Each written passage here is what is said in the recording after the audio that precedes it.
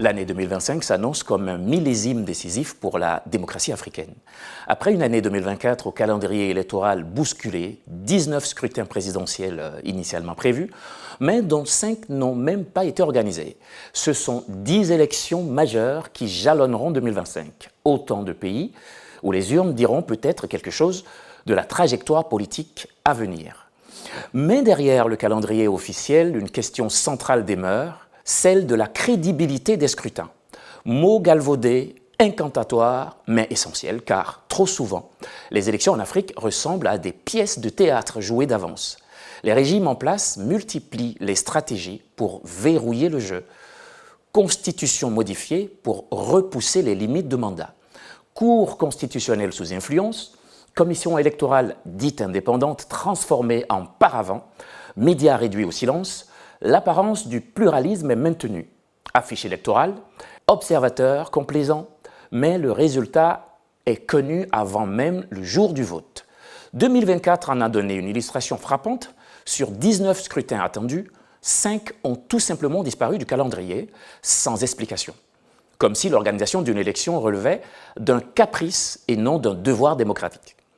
Ce mépris croissant du suffrage populaire dit beaucoup de l'impunité qui s'installe. Dès lors, le rôle des journalistes, analystes et observateurs devient crucial, car relayer mécaniquement un calendrier électoral sans interroger la sincérité du scrutin, c'est cautionner l'imposture.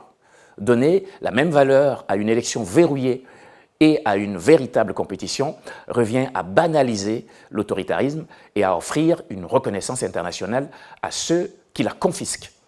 Heureusement que tout n'est pas figé dans la dérive. Certaines échéances en 2025, donc cette fin d'année, pourraient constituer de véritables moments de respiration démocratique.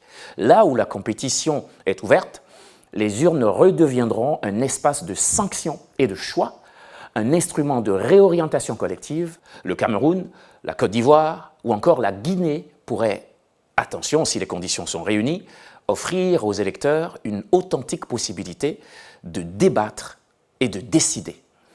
Ces scrutins ne sont pas de simples rituels politiques.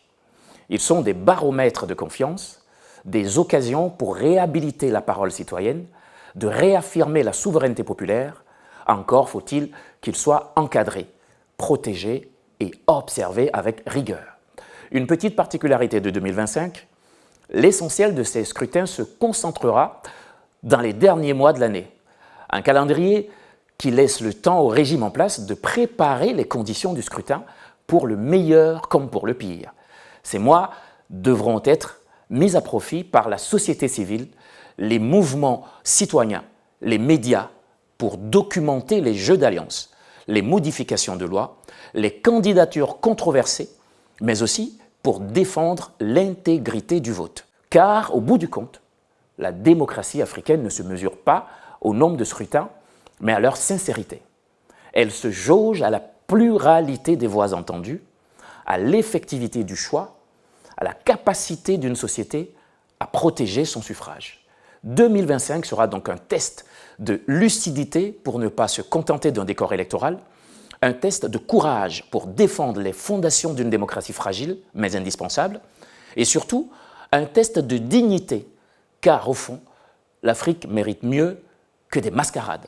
Elle mérite des élections qui disent réellement ce que veulent les peuples.